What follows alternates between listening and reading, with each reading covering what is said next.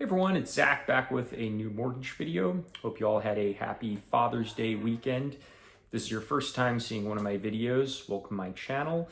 If you're a returning viewer, welcome back, where I'll try to demystify all things mortgage related. If you find this content helpful, please like and subscribe. So on today's Monday mortgage market update, about why last week was a really positive week in returning to a more normal state for mortgages. And this week, a couple things to keep an eye on. So last week we saw an important return to data dependence. And we had been seeing the previous 2 months, jobs data seemed to be moving the needle the way it normally would. Any sign of strong job growth was negative for mortgage rates. Any sign of job weakness was positive. That's generally how it goes.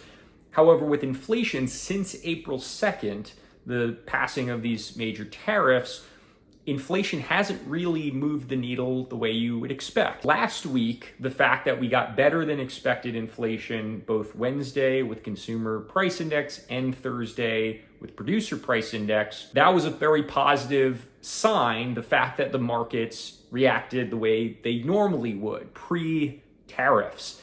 And mortgage rates got better. This week we have another inflation type report on Tuesday, retail sales. And then on Thursday, this is a report that comes out every week, but I'm starting to pay more attention to it lately. It's initial jobless claims. As I mentioned, jobs data has been a major market mover even since April 2nd. From the very get-go, jobs data has still been very significant for the markets. Initial jobless claims generally predicts what's going to happen with unemployment, and it has been rising the past 3 weeks. The market is currently expecting it to rise even higher this week, to break into 250,000 initial jobless claims when it's been in the 240 range. Prior to the past 3 weeks, it had been like 210 to 220, which is pretty normal. If it continues to rise, I think that is definitely going to have an effect, probably a positive effect on mortgage rates.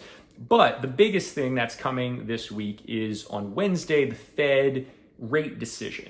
Now, it's almost a guarantee the Fed is going to maintain current interest rates. But as always, Fed Chair Jerome Powell's comments afterwards and the tone that he strikes is going to be significant if he focuses on some of this job weakness, these uptick in initial jobless claims, or that it's a positive thing that inflation is coming down. That would probably be looked upon in a favorable light for mortgage rates.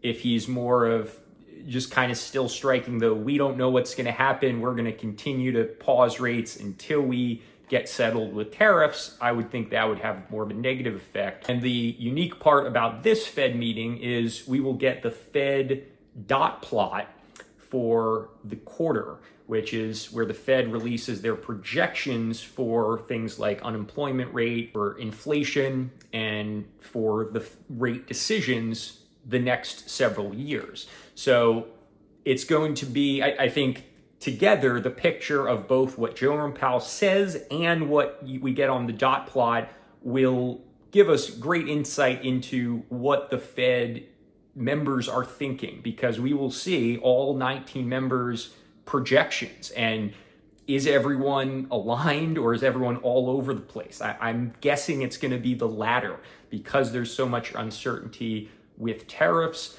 I could see some Fed members expecting rates to go up, some Fed members expecting no rate cuts, and some members expecting some rate cuts.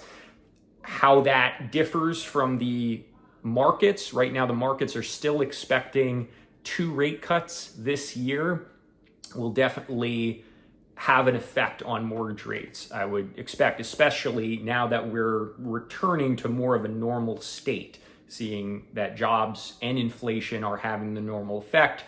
What the Fed does and is projecting to do typically does have a major effect on mortgage rates. Those 3 things, the retail sales, the Fed rate decision and dot plot, and initial jobless claims, are going to be the things I'm most focused on this week. But if you have any questions or comments, feel free to shoot them below or call, text, or email me. But thanks for tuning into this video, and I will see you next time.